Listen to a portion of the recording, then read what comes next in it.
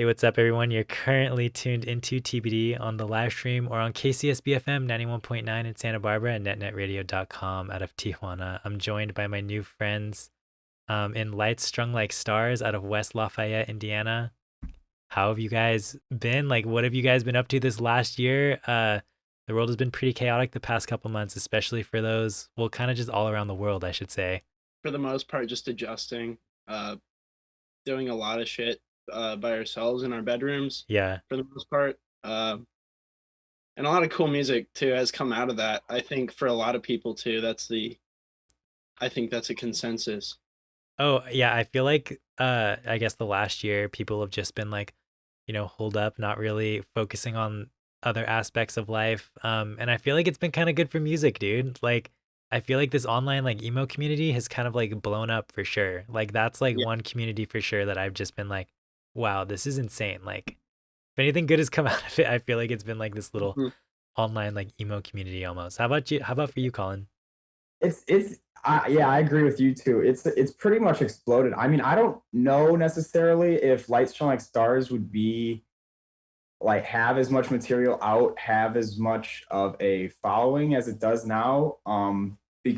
For as terrible and awful as the COVID has been for the worldwide community, the emo community kind of has been thriving off of it with people just confined to their bedrooms, making Yeah. emo where honestly it should be made most of the time Yeah. in the bedroom, in the bedroom studios. Yeah. I mean, me and Blake kind of thrive off that setting. We know Yeah. we don't really care about the lo-fi aspect of it, so we were just working away. We pushed out that fall demo and an EP, and now we've been working on some more material. So yeah, it's other than music, which has been great. Work has been it's been hard to find work. Oh, for sure.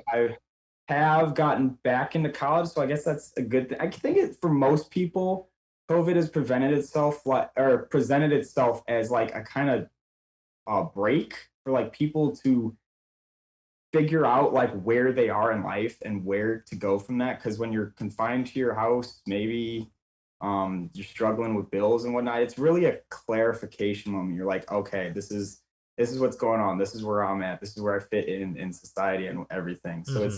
I think it's a very enlightening moment for everybody. Yeah. Everyone's sort of in limbo, you know? Yeah, exactly. Mhm. I hear that. It's been kind of a good time to figure things out. I hear you on the job thing. It's been pretty hard to find work, and like I was saying before the interview, I graduated last December, which was right before COVID. So that was like Mhm. when I was looking for jobs and stuff, and then as soon as COVID hit, it was just like bam, nothing. I'm not hearing back from anybody. It's like it was rough, dude. That's gotta be a pain. Yeah, I lost my job right before COVID, and then after that, I was like found a couple cash jobs. Hmm. But other than that, like I work at a liquor store now, and I mean I get by. But Yeah. it's the working class right now, especially the fresh college graduates like yourself. I can't imagine. I can't imagine what life is like. Yeah. Yeah. Anyways, I guess should we jump into talking about some Light Strung Like Stars? Hell yeah, hell Let yeah. Let's hear it. let's do it. So, what can you guys tell me about the project, dude? How did you guys meet? Oh boy. Go ahead, Blake. Go ahead, Blake. Okay, we actually met pretty unorthodox way for two emo bandmates to meet each other. Yeah. Um, we met each other through a fraternity that we were both a part of freshman year of college. Oh hell yeah, dude. That's sick. Um, yeah, it has its positives, but also a lot of negatives. And we clicked instantly. We were like two of the dudes that just really clicked instantly. Um, and then we ended up dropping this fraternity about a year later. You Okay. know, Yeah. separate things. Colin was working while I was doing school, and what we kind of did was like I was self-taught guitar. I don't know chord names. I'm such an amateur with guitar, but I know how to play like twinkly shit. That's Yeah. about it. Yeah, that's And tight. chords. So that's what I would do. I'd mess with his electric guitar or my acoustic, and we'd kind of just make stuff in our rooms or make stuff at home, and then just like meet up and show each other it. Yeah. That's It cool. was never like a group effort, you know? It was sort of like we would do our own thing and then we'd come together and like show each other, dude, look at this. Yeah. Like look at this made. And yeah. That's We rad, did that for dude. a couple of years, and it was like we didn't have any band names attached to us. We never like even talked about playing together. We were just kind of two dudes that were playing the same area of music. I showed him Brave Little Abacus Oh, a tight. couple years back, and he was hooked onto it. And that's the band that got me playing emo music. I originally, like Blake, I didn't have any formal guitar training. Like my neighbor back home bought me my first guitar because he wanted me to play metal with him, Yeah. and because I was like the only metalhead he knew, some 40-year-old guy, and he was like, "Hey, play metal with me," and I was like, "I've got a guitar." So he was like, "Here's an amp, here's a guitar, and start learning it." And so I was just riffing away in my room learning Metallica songs that I had was So sick. way technically underwhelmed to like know. Yeah. So I did play him. I eventually got onto like math rock and emo, and I was like, this is really cool. And it's still incredibly complex. I'm never going to learn these songs, but like I can try my best to emulate them in any way a kid could.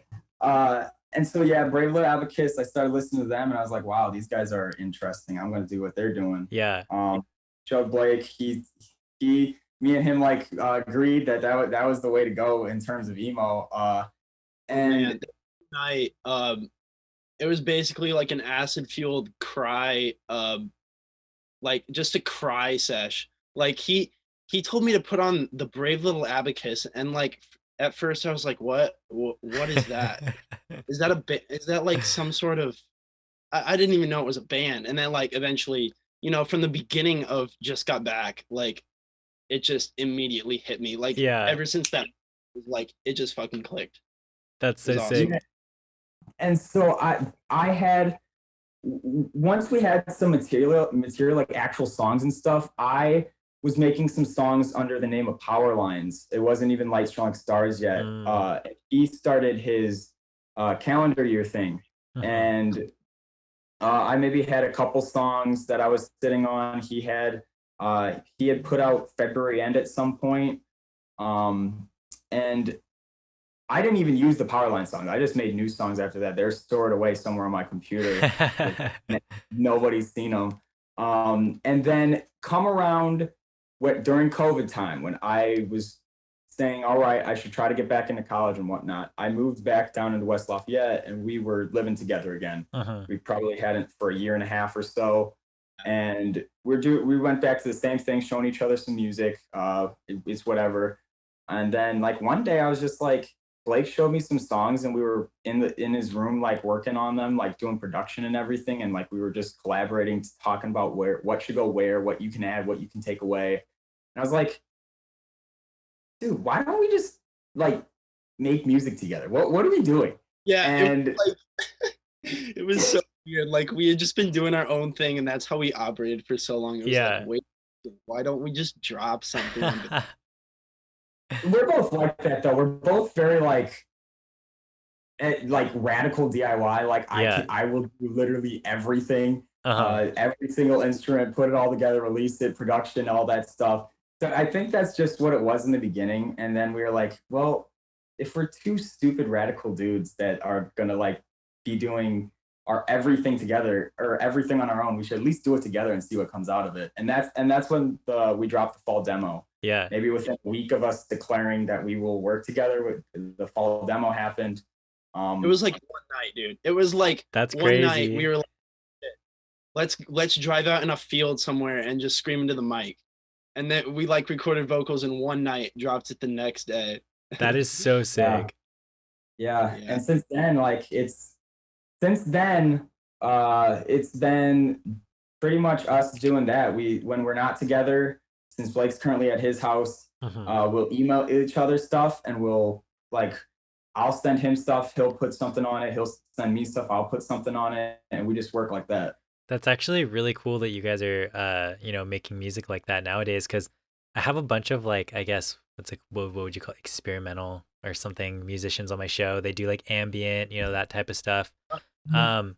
and that's how they all like like do music like collaboratively. It's like, yeah, we just email, we just like put stuff into a Dropbox, like, you know, we just do stuff like that. And it's sick because you don't really hear that much from bands. You know what I'm saying? Like, that's I just think that's really cool that you guys are doing that. That's sick. It's like the modern. You guys know the band, the Postal Service, Yeah, the Yeah. indie yeah, band. Yeah, it's like the modern day version of the Postal Service. You know, where it's yeah. like, I love it. I love it. It's I definitely respect bands that are able to like play all their stuff live and like go into a studio and do mm-hmm, that. And I think we're looking to do that somewhere in the future mm-hmm. because we actually, as you saw in that promo pic I sent you, we now have a third member. We Yeah, I have was gonna say, where's the what's up with the third member? they are our drummers. Their name's Kristen. We yesterday was our first official practice where all three of us were playing together. So I mean, they've been in Congratulations. Lights Strung Like Stars for maybe a week now. So yeah, I'm looking forward to seeing how Kristen will contribute in the future. Oh, us I too. Yeah, Sure. I think that's gonna be really rad that you guys finally have like a full little band here. yeah. And congrats on your first actual band practice, guys. That's sick. Hey, thanks. Appreciate it. Appreciate it. Yeah, dude. We're hoping to drop some good stuff when this show comes out. Oh hell yeah, dude. I'm so stoked. So Blake, tell me about calendar year, dude. Tell me a little bit more about that. Okay. Where do I begin? Um, Calendar year started when me and Colin lived in our first apartment at Purdue. It was called Copper Beach. It was like a townhouse. It was 3 levels, kind Yeah. of shitty. I mean, it was shitty, and it was just a strange place to live, man. Like it was our first apartment. It was just a lot of shit going on. Um, like one night, after that night, Colin introduced me to the Brave Little Abacus. I Yeah. eventually got on Rate Your Music, started looking at lists and shit, and started getting more into like the 90s Midwest emo stuff, like Boy's Life and The Promise Ring So and tight. Christie Front and Drive, Yeah. stuff like that. And I was also really into Slint because of Colin, Oh hell yeah. um, Classic. post rock stuff. Yeah. So um, I recorded a song in Colin's room with his guitar, which eventually ended up becoming the song Falling Apart Again, which was Hmm. off of the calendar year. It was, I call it an EP, but it was like it was 2 songs. It was basically a single. Yeah. Um, and that's what that song became. That was actually the first calendar year song. But the first calendar year song I dropped on Bandcamp was February End, and that was like a collaboration between me and Colin too. That's why we kind of consider it a Light Strung Like Stars song, even though like calendar year. Um, yeah, we both love that song. We love how that one turned out. Yeah. Basically, I had just been making songs. I'm somebody who makes a song on my computer, and then I'm like, okay, and then I make a new song, and then I forget about the old song for probably 4 months, and Yeah. then it resurfaces somehow. I find it on my hard drive. I'm like, You're like, oh, this oh, is kind of sick. Like, this is yeah, kind of yeah, I good. can do this. So it eventually got to the point where, like, I had all these songs, and I put them all together, kind of like in a conglomerate, and made them sort of flow together, and that eventually became a life cycle. The EP that dropped January 3rd of this year. Yeah. Yeah, calendar year in a nutshell is just basically my emotional outlet. Um, my solo bedroom screamo project that sort of took off a little bit and now it's dead for reasons I won't disclose. Yeah. It's just it was time to Lay it to call rest. it quits for calendar year, so Yeah. I'm focusing on Light String Like Stars, what we got going here. It's So a period piece, document a specific point yeah. in life. And Yeah. the funny thing is it like didn't even last a whole year. It was like 10 months. Yeah. That's awesome. I love the idea of having like what do you call it, a period piece where it's kind of just like you're documenting a specific point in your life and you're like, okay, I'm moving on, done with that. You know, that's Yeah, kind of sick. That's kind of exactly. sick to look back on, you know? Like why Yeah. how's the saying go about the dead horse? Like I don't know how it goes, beat a dead horse or something. Yeah. Um Yeah. yeah, anyways, that's really Not cool, to, like dude. overextend its welcome, Yeah, It's exactly. just was, and I'll look back on it with admiration, but Yeah, You, that's that. you put some tapes out, dude. It's out there. People have it. It's Yeah. gonna be one of those things that someone's gonna post on like Sophie's floorboard or something like that in like 10 years, and God, people are gonna be like, don't get me hyped up like that. Like that would be so cool. Oh my god, I cannot Uh, imagine my reaction if I saw that on Sophie's floorboard. oh, you if go you, mainstream once you get the Sophie's floorboard oh, blog post. once you're on Sophie's floorboard, that's how you know you've made it. Yeah, As an emo band or a screamo band or whatever, you know. Um, uh, so I guess like you guys have gotten like a decent following of like Light Strung Like Stars throughout the past like few months. Like how does that feel? Small but strong following, you know what I'm saying? yeah, it's when I started Light Strung Like Stars, it was kind of the same ethos of calendar year. Like this is just to document a specific point in time when I'm Mm-hmm. old and gray and like I can't remember anything. I'm Mm-hmm. gonna still have my records, still have Yeah. my tapes, and I'm gonna look back on them and get like a ping of nostalgia and be like, wow, that actually happened. And this stuff I sang about it actually happened. Like Yeah. that was what I was feeling at the time. I never really expected neither of us really expected to get any sort of following. Like we Mm-hmm. started a social media and everything, start posting on it because yeah, we want what band doesn't want more people to listen to us. But Yeah. like after the fall demo, it kind of just like it if you could call it exploded, I consider it exploded. I'd say more than 10 people listening to our music is exploded. Oh yeah, We, dude. we us did a, that we did a little tape run and they like sold out like a 10 tapes and they sold out within like 2 days. It's weird. It's very weird. We're not really you're like you said, we have a small but strong following, but even that is like to have people like we've been having a meme made about you from someone Yeah. you barely interacted with is it's surreal. It's very surreal. I don't know if either of us have fully come to terms with it yet. Just yeah, It's yeah. interesting, right? It's interesting. I'm not like I don't do I guess like make music or anything, but like I have like my little radio show page and the real emo only consists of page just like shouted me out on their like page and I was just like, whoa, dude, that's honestly kind of crazy. Like seeing that, you know, like that's kind of sick, you You know? got a good following though. I feel like you're one of if I see someone on TBD presents, I'm like, oh man, yeah, yeah. Like I love seeing you get the like you've had Your Arms Are My Cocoon, Hey I Love You. You just had but Basura, I can never Yeah, remember them. yeah, Basura Yeah, Ciela.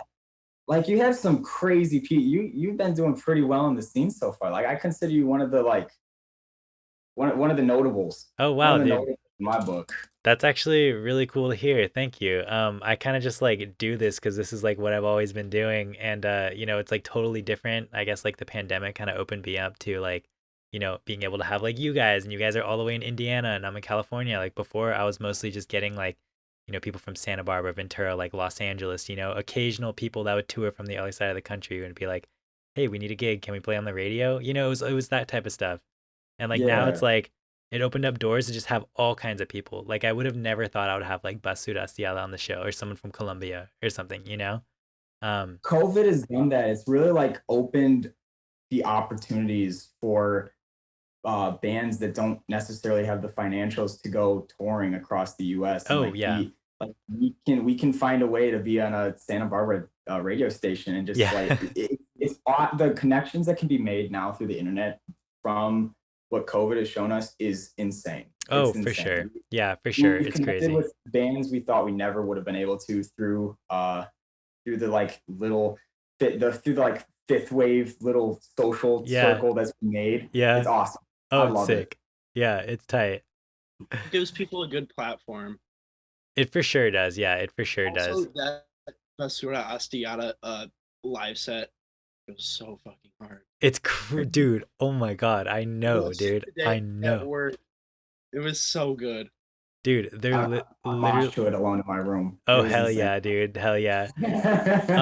Dude, it would be a dream to have them like come and play live in like California or something like that, dude. I just wish that could happen. Like I Let won't me know be when there. that happens. I'll drive out Yeah, there. dude, we're just Yeah, gonna that have would everybody come to California just to see Basura that would Asiana. just give us a reason to like drive 33 hours, you know. Yeah, drive 33 hours. We'll have you guys play a set as well. We'll have you guys on the bill. Oh, absolutely. To open for those guys would be a dream. It'd be Be so a dream. sick. So I guess guys, tell me how it was like growing up in Indiana in terms of like music and I guess just like life in general, and did this like play into like your music at all? Yeah, yeah. My hometown, it like being we are the Indian. I live in the Indiana side of like Chicagoland. I don't want to piss off any people from Illinois by saying we were Chicagoland because they're very defensive. If I say I'm from Indiana suburbs, you're like, no, you're not Chicagoland. No, you're not. But like we're spillover from people that moved out of Chicago, and Wait, so they're sorry to interrupt. What is Chicagoland exactly? That's like, I guess just like urban sprawl from Chicago? yeah, Okay. yeah, yeah, like Naperville area. There's a bunch. I don't know if I'm not even going to speak on it. It's basically just the suburbs that lie around Chicago. Okay. And so I went to a high school with 4,000 kids. Like my Mm-hmm. class had 750 in it, Mm-hmm. around 700, 800 kids. You'd think there'd be a music scene in that area. There was none. Like I was probably the only person I knew growing up that played guitar and was like looking to start a band. All the other dudes that played guitar or played drums or played whatever, they were on like jazz band and they were tied up with that. And Mm-hmm. I'd maybe play with them once or twice, but they weren't really set on doing the whole band thing, like rehearsing and maybe playing a venue. So I was basically confined to playing in my room, practicing. Mm-hmm. Um, nobody listened to death metal, nobody listened to emo music, nobody Yeah. listened to I got a couple of my friends on the emo. I got some of my friends listening to that Park Jefferson LP. Oh, hell yeah. And I basically just try to uh spread propaganda, emo propaganda, so I could feel I feel like I was listening to music with other people. But yeah, no, it basically pigeonholed me into making emo music because I'm alone. I got nobody else to make music with. Yeah. I'm playing guitar all day by myself. Like that's right for an emo EP. Mm-hmm. And yeah, then I got to college, and first thing I started doing was I started looking for other musicians and whatnot. And Blake was probably the first person I found that did play guitar. Yeah. And at that point, I was probably just playing like Stairway to Heaven and like Time of Your Life by Green Day on acoustic guitar, and that's like it. Dude, you always try to play Nirvana on my guitar, and I wouldn't let you. Hey, I mean, at least isn't Green Day considered like emo cool? I don't know, dude. Pop punk, somewhat emo Pop punk, adjacent. punk.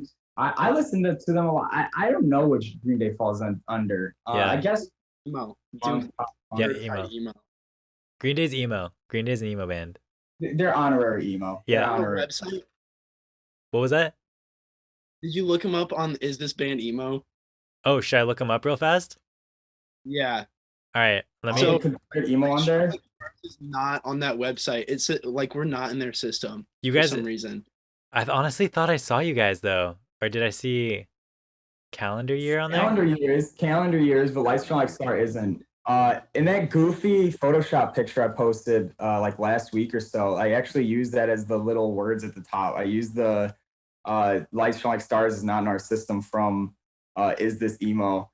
That's a funny website. That's a funny Oh, that website. website's Calendar hilarious. year is on there because like it's literally not a band. Yeah, It's me and my room. yeah, it's hilarious. I think it's so funny. I saw that and I was like, oh, interesting, you know? I do think it is kind of sick though how that guy is kind of like getting involved in the fifth wave a little bit though, you know, Mhm. and like adding that stuff to his database. Like that's still kind of sick. Like I see that as kind of Yeah. a win. Anything that can spread the good word of emo, I'm all for. The good word of fifth wave, the holy word, the good book. Absolutely. So you guys have had a few releases this year. You guys want to just start with your 5-way split? It has one of my favorite songs of yours. It's A Lot, But What Choice Do I Have? That's probably my favorite song, my favorite Light Strung Like Stars song. Um, Thank you. Thank you. yeah, that song is so sick, and I show it to all my friends, and they're like, "Dude, this is tight. Who is this?" Anyways, so who are these bands, and how did this split come about? Tell me more about this split. That's all Blake. Blake set this whole thing up. Tell him about it, Blake. Yeah, so basically like after the fall demo, I guess, like in October or in November, me and Colin wanted to do a split, like a calendar year Light Strung Like Stars split.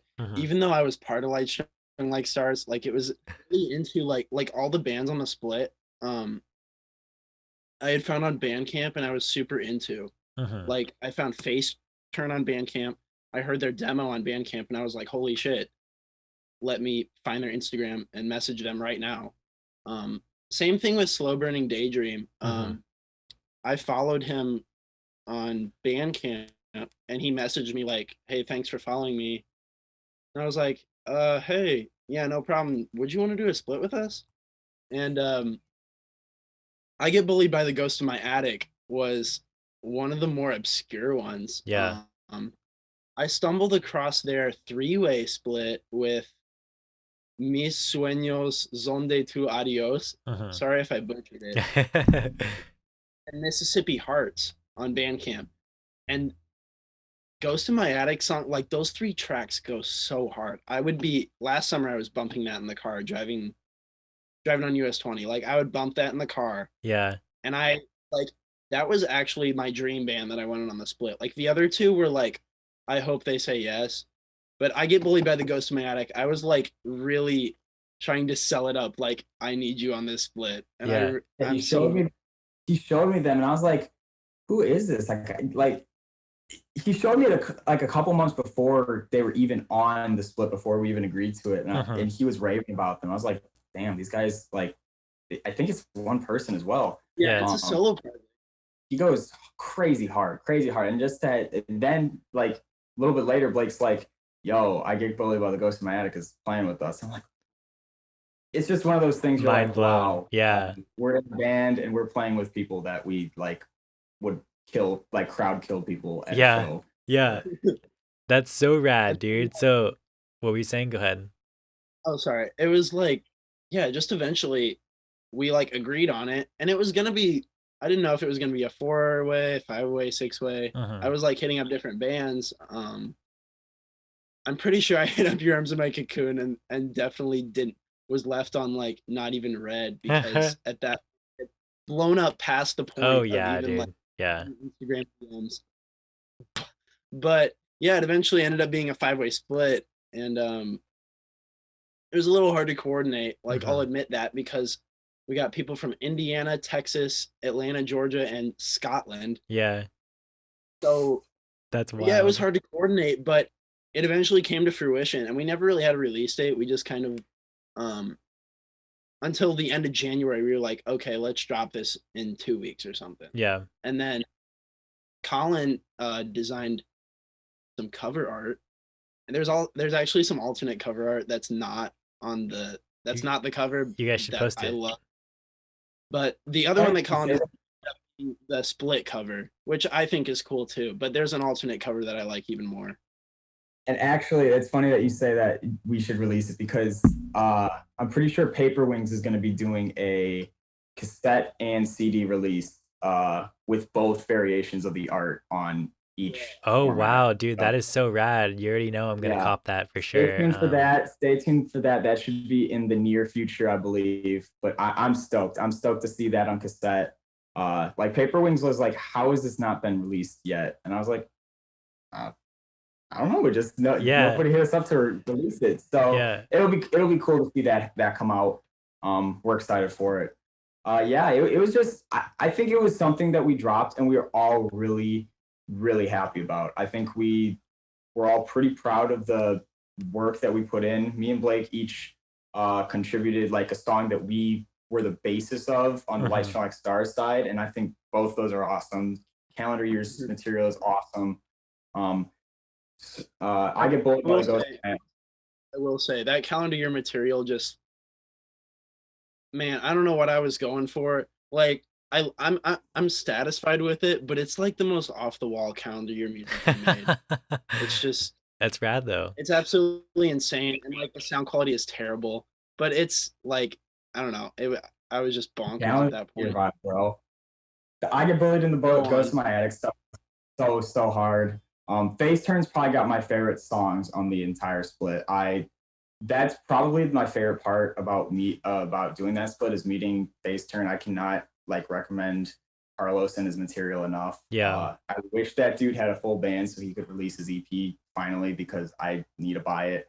Love you, And then Carlos. Slow Burning, Shout out for Carlos. and then Slow Burning Daydream had a great song at the end too. We were all really proud of it. It was something that we dropped and we were all just super excited about. Yeah, dude, I thought that was so amazing, the split, and that's how I actually found you guys. I think like Really? Home is Where shared the split or something, and I was like, Yeah, dude, Brandon did share it. He yeah, was like, he posted on his story. He was like, I'm super stoked for this. I was like, oh shit, Brandon put it on his story. yeah, This is dude. sweet. I think that's how I found it, and I think it was like right before I was recording a show, so I was like, I'm always on the hunt. Like when I'm recording a show, I'm always on the hunt for new bands, and like I found this split, and I was like, dude, this is overwhelming me because I want to play the whole thing on the show, but like, and yeah, it's rad, and I think you guys did a really good job organizing it. It came out sick. Thank you, man. Yeah. Shout out to Home is Where too. They've done a phenomenal job at like kind of rallying in the fifth wave scene and just making a good online community. Oh yeah. Really make community to share and boost obscure artists that need more love and emo. Home is Where blew the hell up and became the face of the fifth wave for sure. Oh, and I couldn't pick a better band to do it, a more vocal band for like great things in this community. Dude, it's endless. I did something that sounds like Home is Where. Like you can't. No, you literally can't. They're so unique. I love that band. I've loved that band since 2019. Like I simp over that band all the time. Oh yeah, dude, they're so good. I remember listening to them back then too, and they're on Instagram and what's it called? Like nobody followed them or anything. I was just like, why is this band not bigger? And like now like everybody talks about it. I just think it's insane how much like they got a Pitchfork review. Like that's insane. You know, like it's like Ian Cohen reviewed him. I was like, what? I'm watching this band go mainstream like right before I know. Blake was riding with them forever. He showed me their first EP and I was like, dang, this is pretty cool. This is pretty cool. He always listened to them more than I did. I was they're a band that I was like, awesome. I'm gonna keep tabs on them, but there wasn't really something that I realized was gonna be get the attention it's gotten today. It's just like, whoa. It's crazy. They deserve it. They deserve all of it. For sure. They deserve all of it. Yeah. Anyways, little side note, I met Ian Cohen at a it was a show with Origami Angel, Glass Beach, and Short Fictions, and then a couple locals.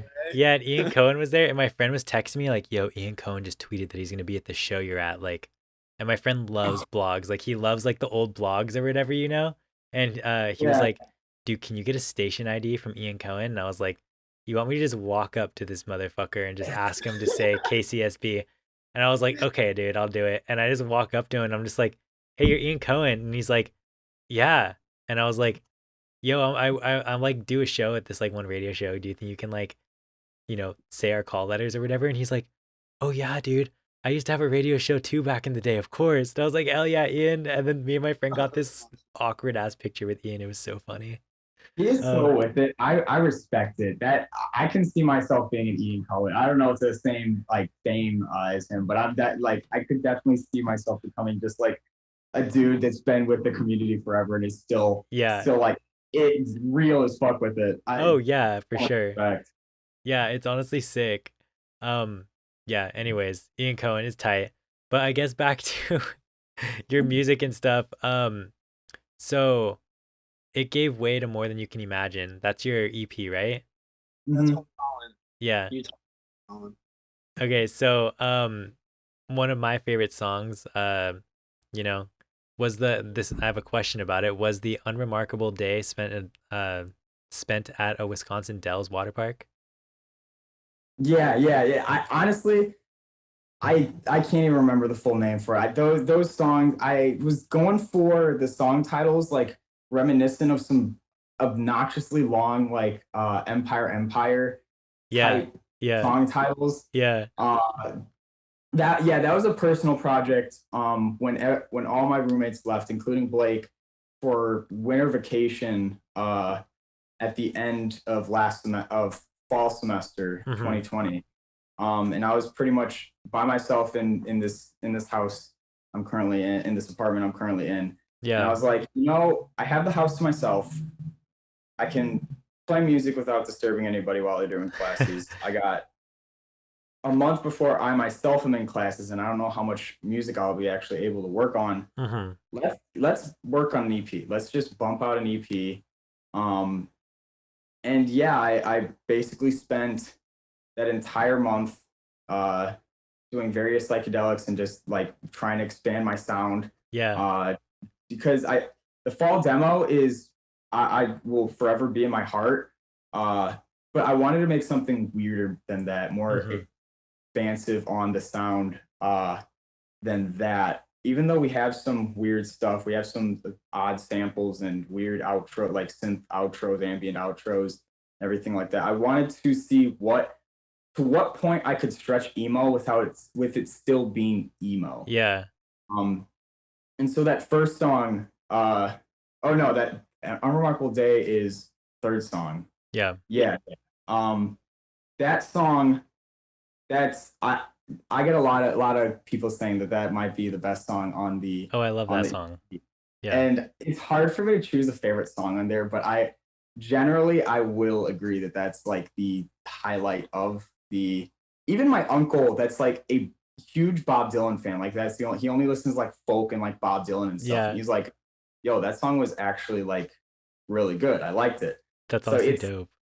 it's that one was fun to make. That one was really fun to make. I think that was probably the most technically, like song structure wise, one of the better songs I've made so far for like Strung Like Stars. It Uh-huh. just has a lot of different movements, and build ups and uh, yeah, I'm very proud of that song. There's some other songs I listen to now and I'm like, yeah, I can tell they're rushed and whatnot, but One I of did put a lot of time into that one. one of my other favorites, A Christmas Gift for Laurel. That one's really cool too. It's like cyberpunk, like Machine Girl, but emo. Like That one's fucking cyber crazy. emo or I like that something. one too. Yeah. That's that's one of the songs that I look back on and I'm like, I wish I put more time into that. But the instrument that was actually the first song that I wrote for the EP Oh, that really? inspired pretty much the rest of the EP. The idea for that was for some reason I was listening to a lot of glitch pop and just glitch music. Yeah. I was like, who's done glitch and emo together? Mm-hmm. And that was, and Machine Girl too. I was actually listening to some Machine Girl at that point. So I Hell think yeah. I really appreciate that you say that. Yeah. Uh that song is fun. That song's very odd. But I love the glitch parts on it. Yeah. That the only thing I could have done reworked vocals a little bit more in the beginning. But that was definitely one of the rushed songs in terms of vocals. The instrumental part, though, I am proud of. I am happy with. I think that the whole thing still turned out really, really well though. As an artist, I feel like I guess like whenever I do art or something like that, I always judge my stuff super harshly, but then people will be telling me it's good and I'm like, nah. But like I do think that your EP came out really good despite you saying that like, it seemed rushed. I don't think anybody else could tell. Um, I think that yeah, it's the artist bias. Like I'm never gonna listen to something and completely be satisfied with yeah. it. But I Yeah. guess that's what's good for artists to improve their sound and like progress. Like if I was just perfectly fine with it, I don't think I'd ever go. I just try to recreate that, and Hmm. I'm not trying to do that. But yeah, I think at the end of the day, when I realize I'm being too hard on myself, it is something that I'll still put on and be like, this is a really I enjoy this Yeah, release. that's awesome. No, Um, yeah, that was definitely a fun one to do. Very much a fun one to do. Yeah. So I was also gonna ask too, because we kind of talked. You guys mentioned that you like to go into fields and just scream and record vocals. Can I talk to you guys a little bit Oh about your yeah, recording process? Like, can you tell me more about that? For vocals, we sure. literally go into my car, we go on my awful laptop and open up our songs in Audacity and hook up a SM57, put it like somewhere in the car that's not gonna make it clip too much, and that's where we scream. We Dude, we Hang it from the rear view mirror like it's a studio or something, and then scream in the back of the car. Oh dude, man. I yeah, think that is the sickest, most emo thing I've ever heard. You guys going into a car, recording this shit onto Audacity. That's fucking tight, Yeah, dude. that That is as DIY long as as they doesn't hell. burn through my computer's battery in like 10 minutes. Oh, dude. So I'll be sitting in my car doing a screamo. Like we just did. I just threw vocals on a new song that's going on an EP that's coming out soon, and I was literally in a dirt like lot behind a semi truck in the middle of a forest, just like screaming into my car. And you have to sit there and then like because there's a latency between on Audacity whenever you're recording vocals. Mhm. So if I'm gonna like listen to it and see if it's on point, I have to figure out on my computer in the car like take out the latency and then like line it up and say okay it's on time, I can go forward. It's such a process, but Yeah, it's only it's very it's I'm happy with it. It's funny to look at it and be like, yeah, this is how I do screams. Because honestly I can't just sick. scream when I have neighbors around me and stuff. I'm gonna get the Yeah. cops called on me. yeah. So yeah, if we've played in middle of a cornfield, middle of the night. We play in empty parking lots. We found this one dirt road that I think is used for cross country games with like porta potties by it in the middle of the Cross forest. country games, bro. Um, Come on now. wait, what? Cross country games. Come on Cross now. country runs. I'm an ex cross country runner. That's so disrespectful. I'm a big sports guy, yeah, as you can tell. I play the some of the demo songs. I think Ray Ayanami, I recorded behind a Dollar General. Just you find the craziest places when you're looking somewhere that you can scream. Just goofy places. That is honestly so sick, dude. I actually really love that and think that this is one of those things that it's gonna have to go on the Sophie's floorboard entry when you guys get on there. They're gonna be like, word on the street is they used to record their vocals behind a Dollar General inside their car with their SM57 hanging from the rearview mirror. You know, dude, that could literally be a song title. Recording screamo vocals in my car with an SM57 hanging from the rear view. Like We're that could stealing literally be a that. title. Like We'll give you credit, but we're stealing that. please, dude, that is so tight. And it's like one of those things. It's one of the aspects of like Strung Like Stars that we're gonna look back on and be like, that's crazy. That's so like it's just gonna be one of those things that gives a character, Oh, for like makes it sure. feel real. Um, because I don't know if I'll in future projects and whatnot if I'm ever able to get studio time. Like I don't know if I'd ever go back and then keep screaming in my car. It'll definitely be something that goes with the Lights Shine Like Stars vibe Yeah. and whole like thing with it. Oh, for sure. I think that that's just so rad and totally adds to your guys' aesthetic. It's just sick. Another thing I wanted to ask too, how do you guys go about choosing your sound bites? I guess The just like samples and stuff. yeah, like the samples, like the video game samples or whatever. I'm a huge weeb. I watch a lot of anime. Yeah. And this actually is one of the things that I've probably stolen the most from Brave Little Abacus. Like Mass Dancers, Adam puts Akata vocal or samples on some of the on the two interludes between songs. Uh-huh. And I love that. I love that. I think anime is it's one of those things that has a certain aesthetic to it. And so I use those a lot. Video game samples, I think I we do Mario 64 on some of the demo songs and I think Yeah. another one, but I can't remember which one. I've used Mario, from like I think from Dig Dug, like the old arcade game Dig Dug. I Yeah, used a sample from that game in one song. that's The sick. retro-y sounds are pretty fun to use. So, I how do you guys know which one to put in? And do you just like listen to it and you're like, that'd sound perfect in this song? sometimes, usually, I will have the song written and know what I want it to be about, and Uh-huh. then I'll find a sample that kind of goes along Goes with with the vibe. that, Yeah. matches the what the song is trying to present, Yeah. and like convey.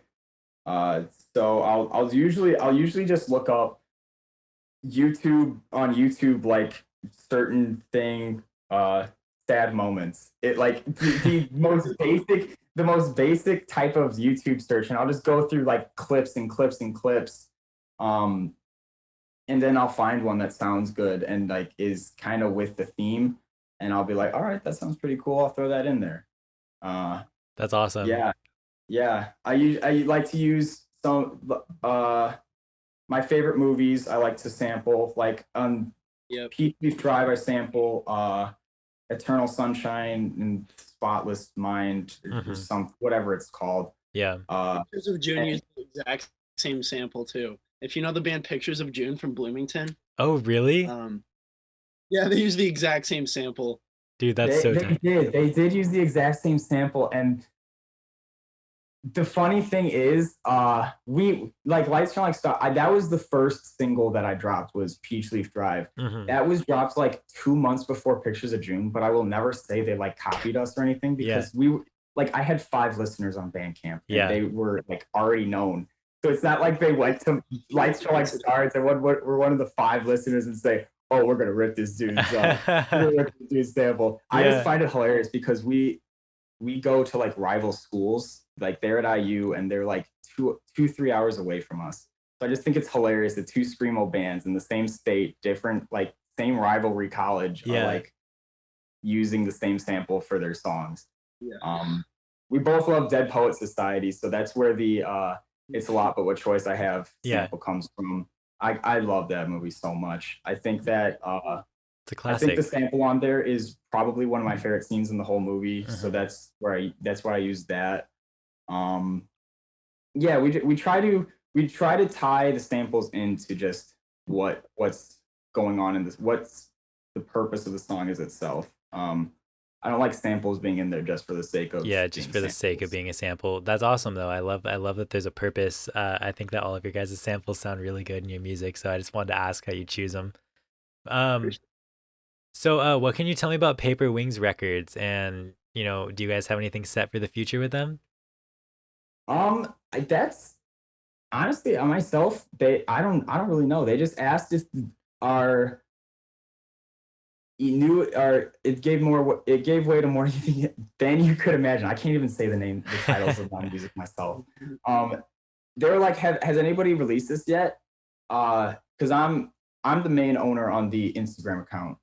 Blake has ownership to it, but he doesn't post on it as much as I do. And Hmm. so they hit me up on there, and I was like, no, nobody's released it yet. And they were saying, would you want to do like a 50 cassette run or whatnot? And we'd be like, sure, sure. So Yeah, we've been working with them for a little bit now.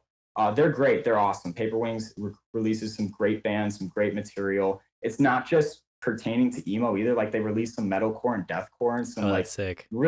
real stuff that I appreciate. That since I'm like not only an emo head, I love like other types of music, Hmm. especially in the metal community. So it's cool to see a label be putting out emo and like some heavier stuff. So they did the cassettes.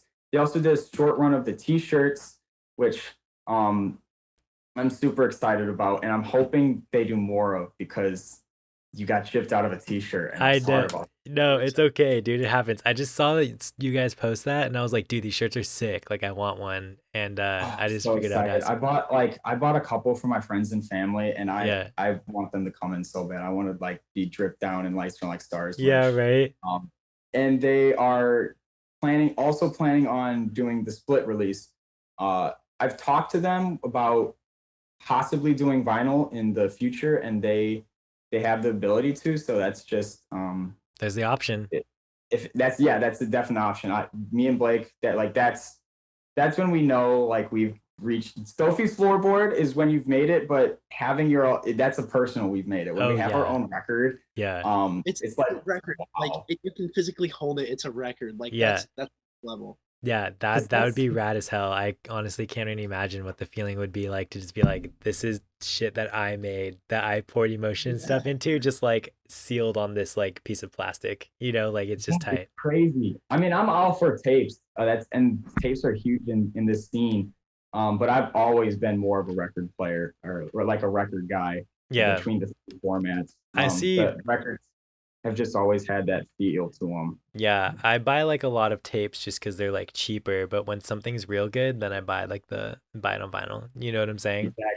Exactly. No, you stated it perfectly. You stated it perfectly. Yeah, with Paper Wings, we're just vibing, I guess. I support all the artists on there. They support me. It's just kind of like a little community. I don't know anything about the music industry, so I don't know if we're like signed or whatnot. I don't know what any of that lingo refers to. I just know we work with them. They help. They sell our stuff and get the word out for them. So I like them. I support Paper Wings. That's rad, dude. I love that.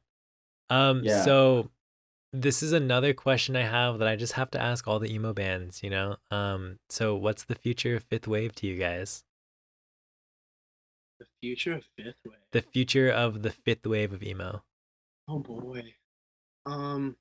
Okay. I'm gonna start off with the negative. I hate to say this. I don't want to say, I feel like there's the same sort of ethos as third wave emo.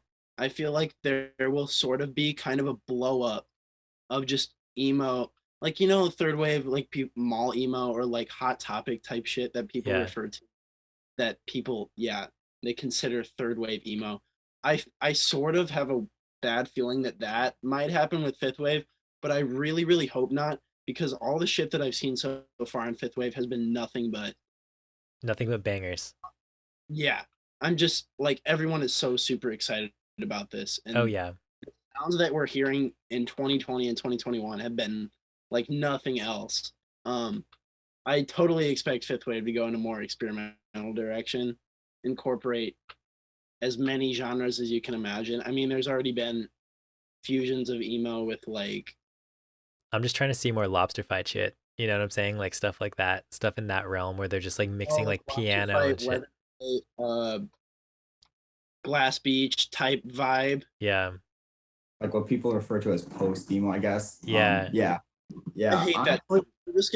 I hate that term, but art emo, art scrams. I like that better. Art scrams. That's honestly sick. I don't think there's any post emo. I don't think emo's ever dying. There's still always going to be upset, sad, depressed teenage children. So emo will always need to find relevancy somehow. But I guess there's a rock and there's a post rock. So I don't know who am I to say.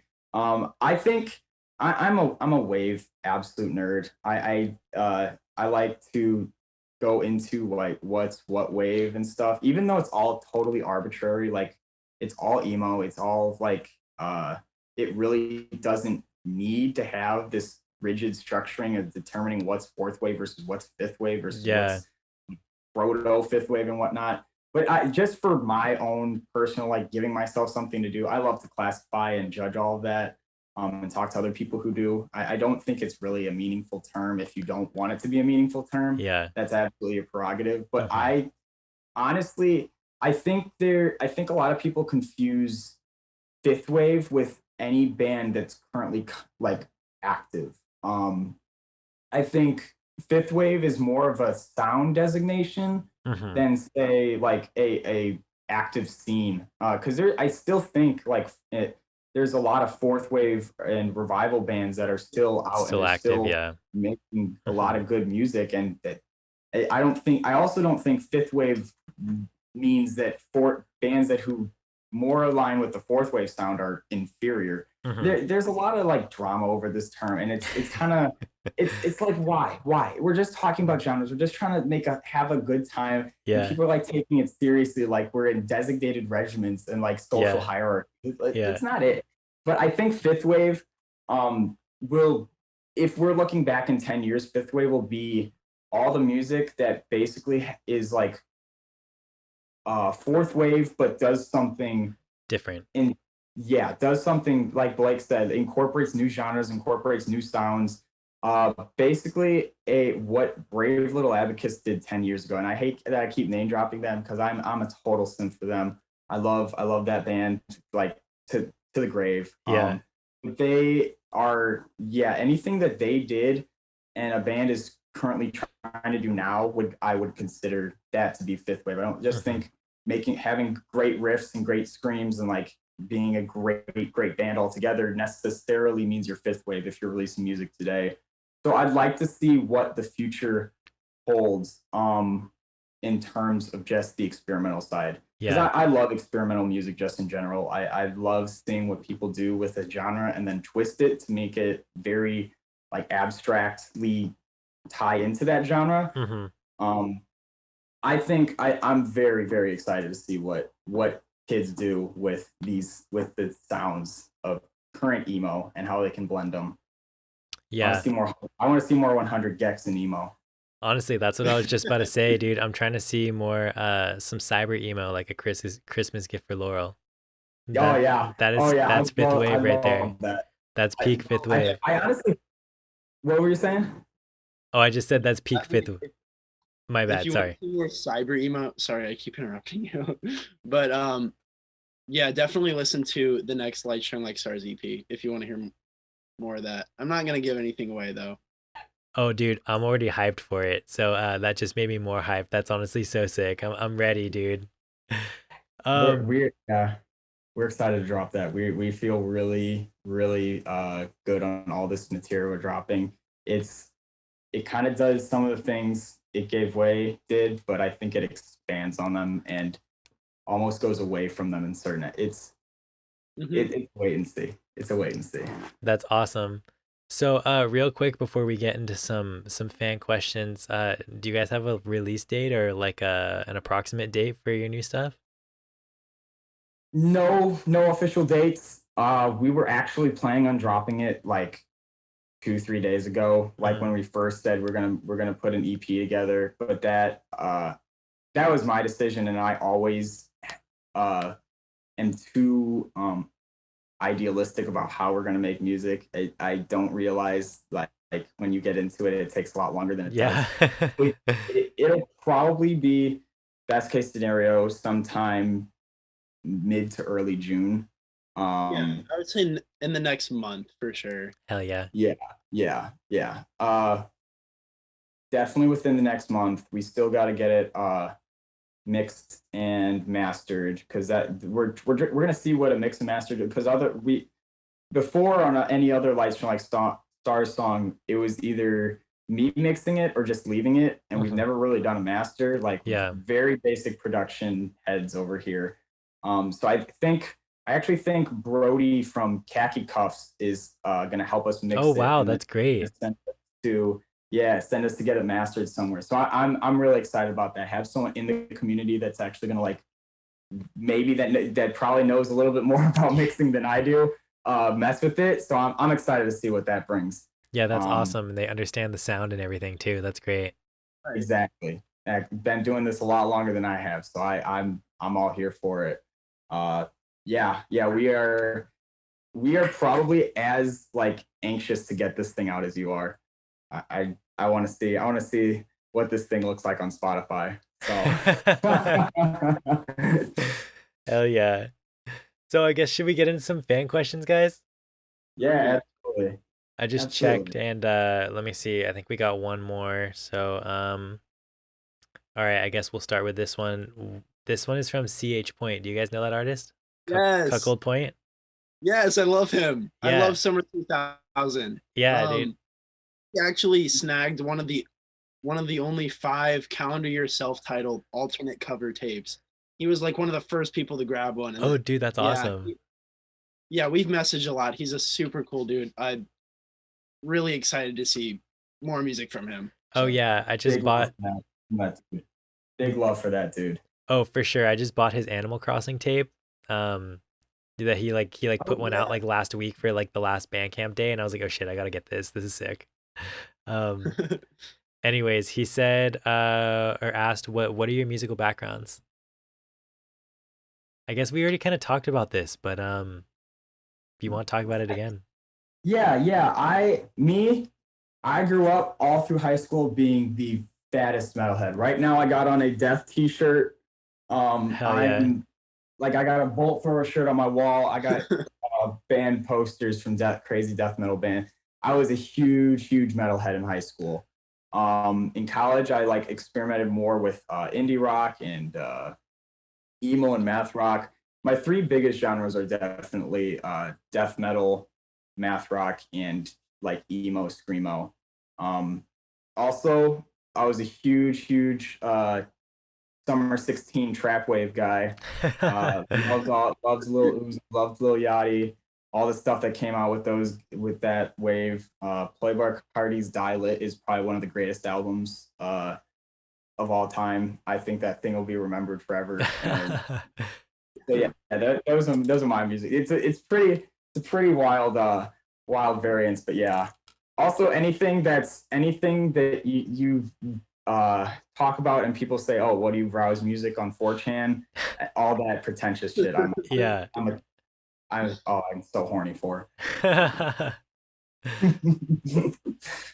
What about you, Blake? For me, I'd probably say, okay, I grew up on classic rock, having conservative parents. Aerosmith, Def Leppard, Boston, Kansas, The Works, I classic love that. rock. Dad All rock, these, dude. Dad rock. yeah, Yeah. literally. It wasn't until probably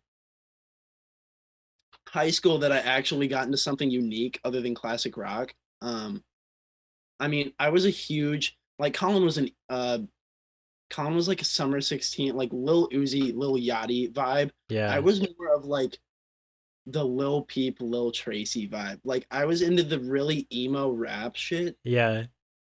for like a couple years. I was really into that. Like He used to make like emo trap beats like before he started like focusing on guitar and emo, and they're actually pretty good. He'll always underplay them, but I think like he would make a beat and then show us, and I was like, I fuck with that. That's honestly sick, dude. That's honestly sick. I feel like there's still. Sorry, I didn't mean to interrupt, but there's still a market for that, dude. Like the stuff that like Solidarity Club is doing, like, Cheem, all that stuff. Yeah.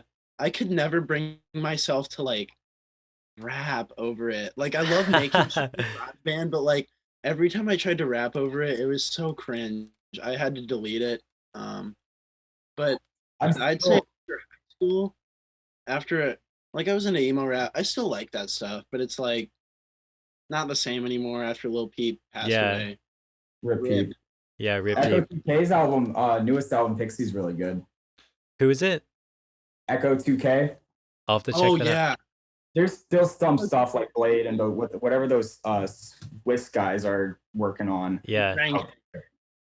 The what? Drain Gang. Yeah, Drain Gang. I'm Drain Gang forever.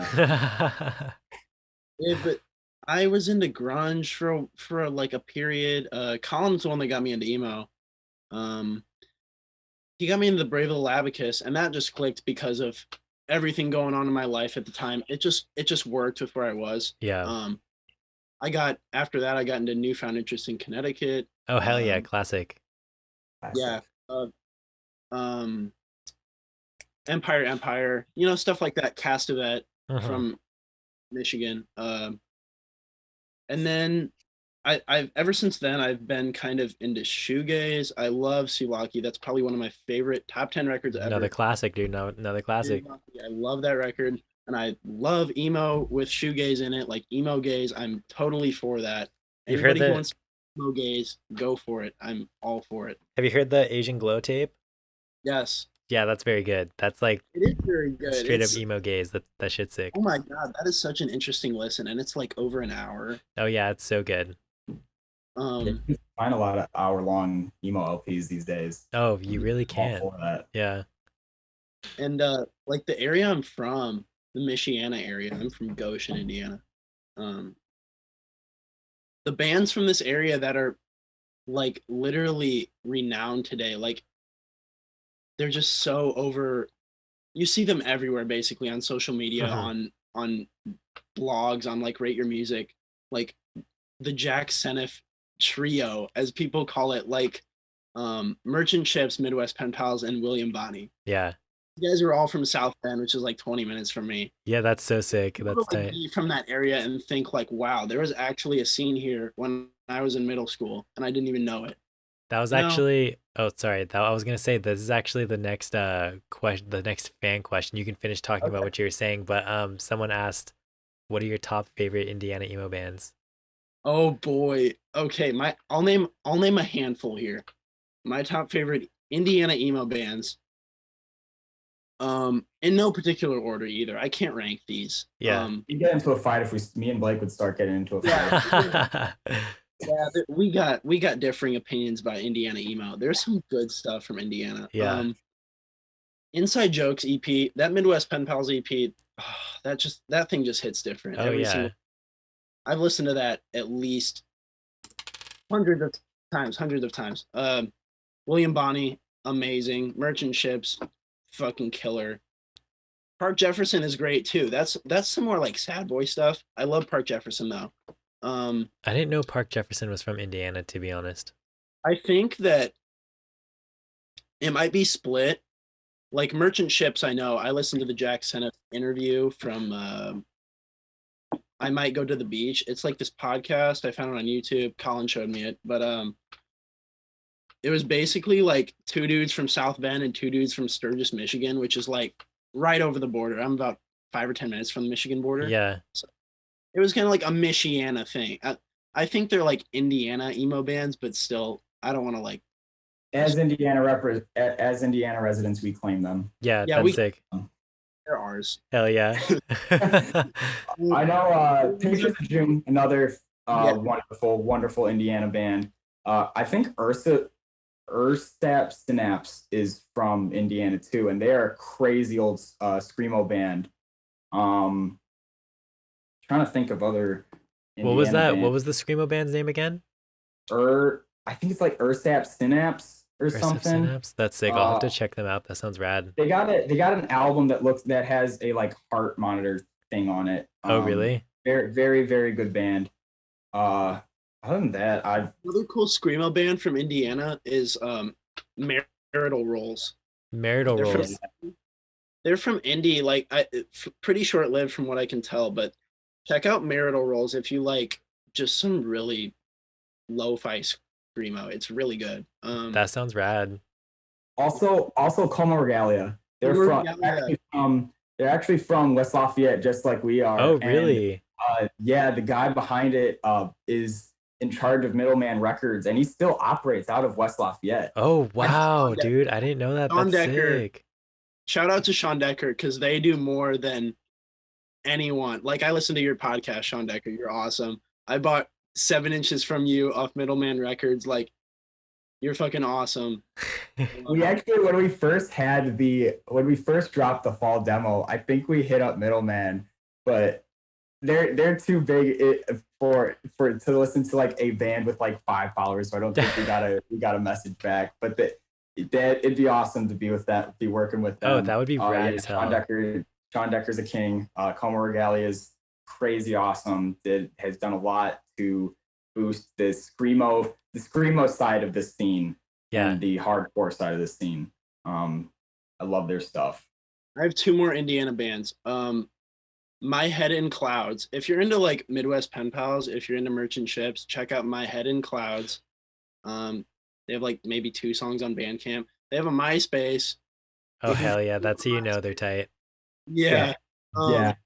Also, if you're into like 90s Midwest emo, sort of like post-hardcore tinged emo, you could check out Split Lip, also known as Ooh. Chamberlain. That They sounds changed tight. their name. They're from Carmel, Indiana, like an indie suburb. They're also pretty cool. So those are the bands I could think of. That's rad. We'll have to get a playlist from you of just Indiana bands to check out. That's so tight. Absolutely, absolutely. Um, Indiana's got a very good screamo emo history. Like, I mean, I guess it makes sense for the Midwest. yeah, the Midwest. You don't know Indiana for much other than like racism and just being a terrible state. But we have screamo and emo to our name. Hell yeah, that's tight, dude. I feel like Santa Barbara doesn't really have much going for it, but back in the day, or actually still today, Abolition is from Santa Barbara. Oh, Which is really? pretty sick. Yeah, like Orchid, like all those bands. So like Still Life and stuff. That's like all Still Life is actually from, the town right over from Simi Valley in Moore Park. Oh my God. Yeah. I actually just bought the Orchid Pig Destroyer split off Discogs, the 7-inch. Oh, that's I'm tight. so excited. I am a huge Orchid fan. You're gonna be like waiting by the door, just looking outside to see the delivery truck roll up. Eventually I'm getting that $150 Skull Orchid and Jerome's Dream split when I get a fat paycheck. Oh, dude, that would be rad, dude. That's sick. Seems like someone appreciates that. So someone can justify spending a stupid amount of money on something like that. That's some history right there. It is, dude. It literally is history. I think all that shit is so rad. Just finding stuff like that, like whether it's on Discogs or in like a local record store, I think it's rad because it's history, And like one of my favorite things about Abolition is just because it was like local, and that just made it that much more special that it was like local. And just like looking through like all their releases, like their cover art were big ass zines, like 12-inch zines. And so you could just like read through it. Yeah. And it's just like, oh dude, this is what was going on at the time.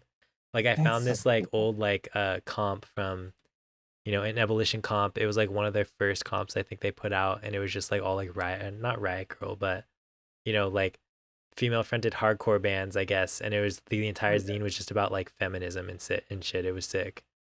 That's awesome. And it's just like history, Yeah, I see where you're coming from, but yeah. More feminism comps with all female hardcore bands today. We need that. Yeah. Bikini Kill was on that too, and that was before Bikini Kill got huge, which is kind of sick. Shit. Yeah, it's kind of tight. And Bikini Kill was like playing like IV and shit. It's sick. Anyways, here's another question. The top 5 records in your collection. Oh shit. Okay, hold up. I got 3 of Colin's records here, so it's not fair. A couple of those might actually be in my Blake's about to pull out some crazy shit. This is Colin's, okay? This is Rockets and Blue Lights, a Smash City with Flames and Music in the Air. Listen to this. If you haven't listened to this, listen to it right now after this interview. What's the band called? Rockets and Blue. Rockets and Blue? Rockets and Blue Lights. Blue Lights. That's tight. I'll have to check that out. That sounds sick. Yep. I also just picked up, as Blake will show you, I sat in a pile of chocolate by Snowing. Oh, rad. That one's so good, dude. For some reason, our local record shop had that on their system. And I was like, do you have this record? And they're like, yeah, do you want us to pre-order it? I'm like, yes. And so they got me that. Let me think. I'd say I have my records right here, actually. I'd say, this is another phenomenal one. I just grabbed this one maybe a couple months ago. TTNG's self-titled. This Town Needs Guns is probably one of my favorite bands, alongside Brave Little Abacus. Phenomenal guys. I've actually never heard that band either. I'll have to check that one out too. If you like, they're considered emo these days. Their early stuff definitely is. It's like screamo, hardcore, post-rocky emo. Mm-hmm. But now they kind of make like indie math rock. I still vibe with every era of TTNG. But I've always considered them a math rock band before a emo band. So if you're big into like twinkly math rock, that's got that really clean, really crisp guitar tone, highly check them out. also say, because do have to give some death metal representation here. If I can find it. Infestors to the Depths and Degradation. One of the most disgusting, vile albums I've ever listened to in my entire life. This thing is actually like sonic filth. It's amazingly disgusting. It's horrible. It gives me chills every time I listen to it. It's just got evil vibes. Yeah. That sounds tight. Like 5. I also very much love Godspeed You, Black Emperor, Lister Skinny Fist, like Antennas to Heaven. Phenomenal post-rock masterpiece. Plus the vinyl itself is really cool, so I like that. That's awesome. I think it was like 4 records I've mentioned, and then I might as well mention my another death metal classic, Cryptopsy's None So Vile. Just brutal, absolutely fast-paced, brutal. The technical guitar work on it is incredibly tight. But even with the brutality of Lord Worm's vocals and the crazy tech death guitar, it's tech death, but it's not overly wanky. That's my biggest problem with like technical death metal these days. It's so wanky, and it doesn't really try to like riff hard, because that's why you're listening to metal. You bang your head and like listen to the kick-ass. Topsy was doing it in '96 without the pretentiousness, you could still bang your head and appreciate the technical work.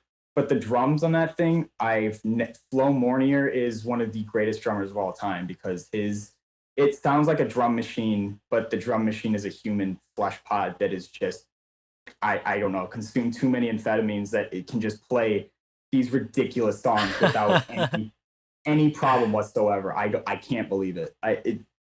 10 out of 10 record. Those are probably my top 5s.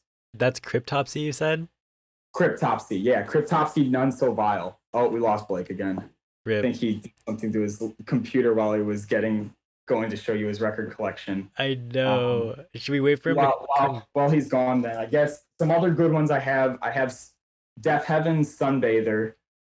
That was an album that really shook the metal community, because it was like a pink album cover. And it's got a lot of shoegaze elements. It's got a lot of post-rock elements. I think it's a beautiful record. It's so lush. Just got a great sound to it. I also just picked up the Little Explorers double LP. They pressed both of their albums onto a 2-record release. And I just grabbed that. I actually saw you post that band, and I checked them out, and they're really good. That band's really good. They're so good. Have you ever heard of Crash of Rhinos? Yeah. A lot of the members from Little Explorer eventually formed Crash of Rhinos. Really? That is so interesting. Yeah, it's like it's basically, and it literally is, Crash of Rhinos like screamo mathy little brother, because you can hear it. Their riffs are really tight, and the screams on that are awesome. Love Crash of Rhinos though. I actually just grabbed that Distal as well. But that is yet to come in, so I can't showcase it. I'm about to flex all these new purchases I made. I actually just got, we were speaking about the newfound interest a little bit earlier. Yeah. I just bought, what's up, Blake? I just bought their LP released by We Are Busybodies. I just got that whole album on record, which is mind-blowing to me.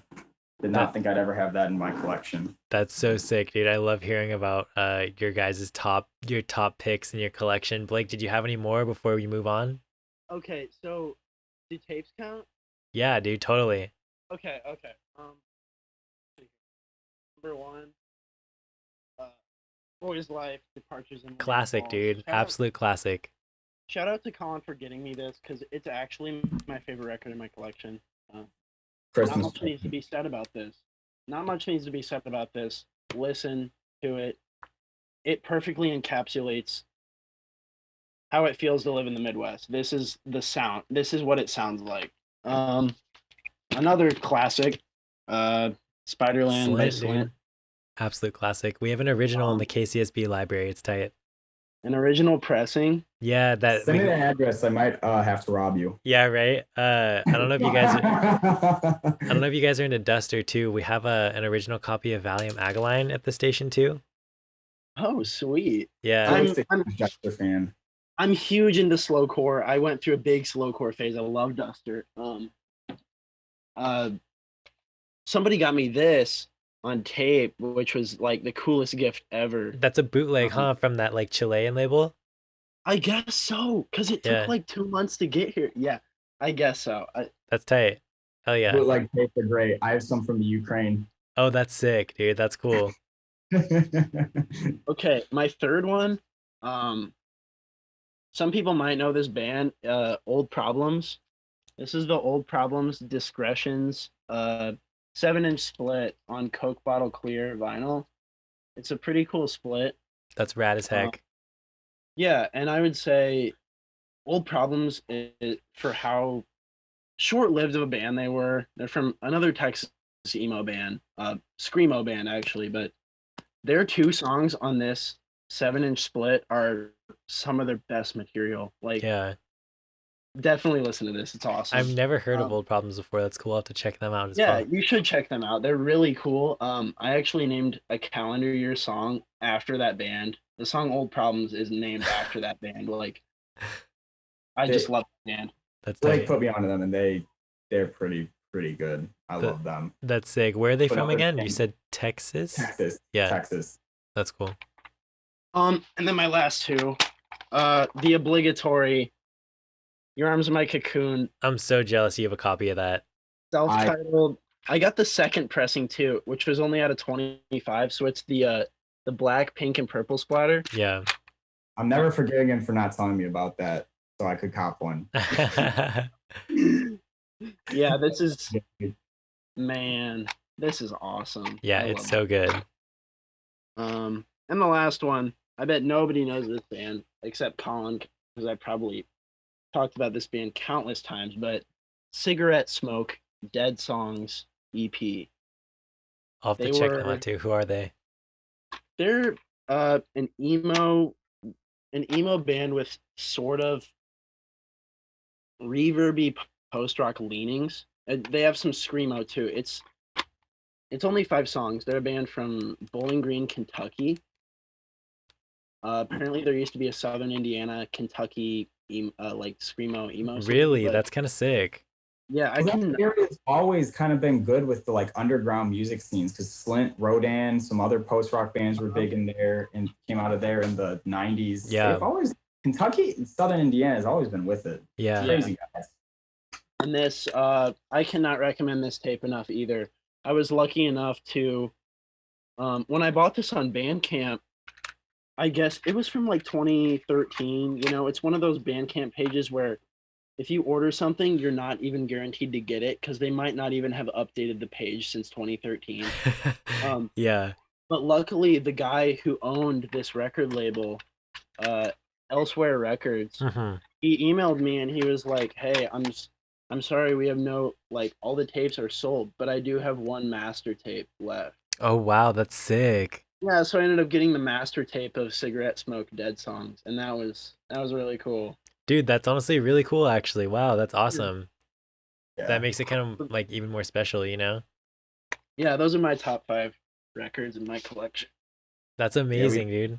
We are collectively trying to build a good DIY collection. Yeah. I think it's cool. Like it's good to get the popular records and what's awesome, like what's some top rated stuff. But I remember I was at my girlfriend's cousin's and I saw he had some records and I was flipping through them and I came across Fuck Your Emotional Bullshit by Snowing, their first EP, and I was just like the fat like coming across that from someone you'd never expect to. I think that's pretty cool. So I just think in the future I'm gonna have like my grandkids' friends coming over my house looking through my records and be like, "Wow, you have Snowing on record?" I'm gonna be like, "What do you know about Snowing?" Yeah. little fella. Yeah. A little It's tight. gonna be funny. Funny to have a good collection like that. Yeah, that's one of the reasons I love collecting just like DIY stuff is the fact that like, like you were saying, it's like a snapshot in time too, you know? So it's like gonna be like a snapshot. Whoever finds this like collection, whatever, like 20 years from now, it's gonna be a snapshot to like then and like what I was doing and stuff, like what I was Exactly. listening Yeah, to. you're exactly right. Yeah. Anyways, so our last fan question, what's your favorite hot sauce? This is a question for Blake. This someone knows Blake Bottle. too I well. literally have a bottle right here. It's from South Carolina. If you ever go into Georgetown County, South Carolina, you're Yeah. on. I think it's exit 23A. Yeah. It's this place called Abbott Farms. This is called Southern Possum Hot Sauce. I call it's possum sauce. Like this shit is fire. If That's you're so ever in South sick. Carolina, stop at Abbott Farms and get a bottle of this because it's so good. That's rad.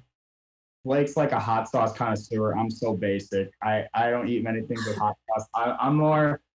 It depends. If I'm eating Mexican Cholula, no question. Oh yeah.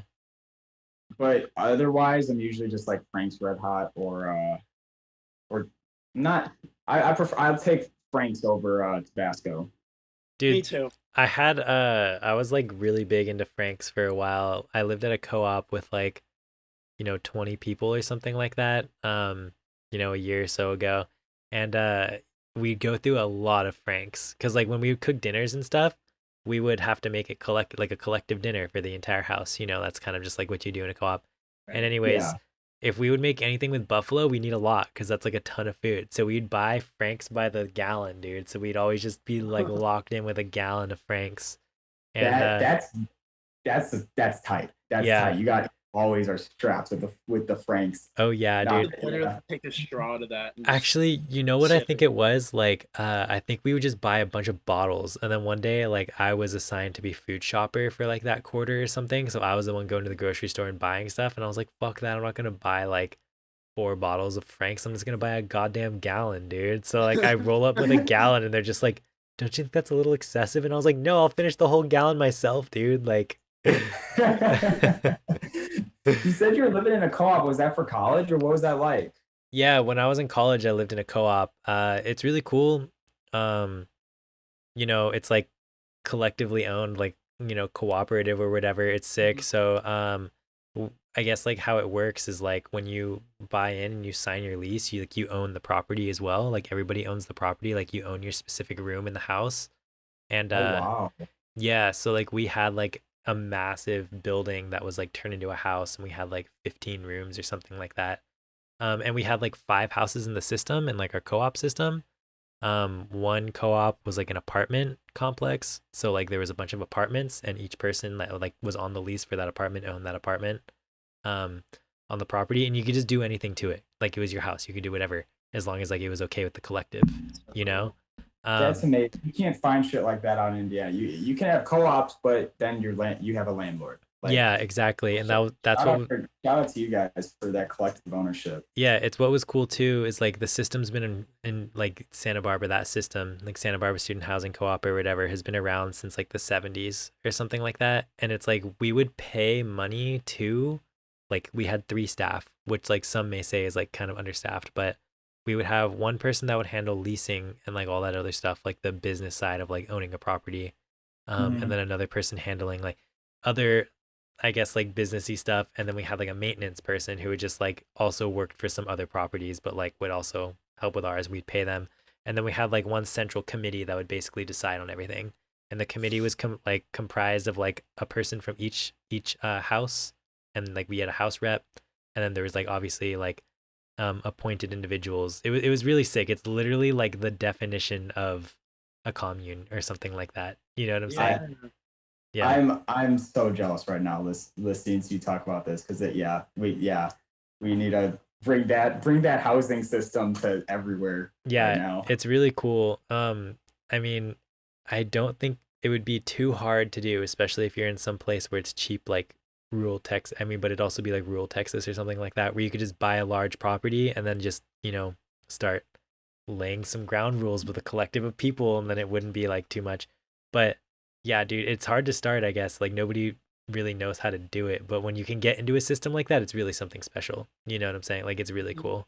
and I would do anything to be able to live like that again. Education, I guess. Nobody knows how to operate within a communal living style. Yeah. So, anyways, guys, so I have one more question before we head out here. Are you guys ready for it? It's kind of a big one. Oh yeah. Are you sure? Hit us with it. Okay. So a rat is going to jump into your mouth. Do you want this rat to jump into your mouth head first or butt first, and why?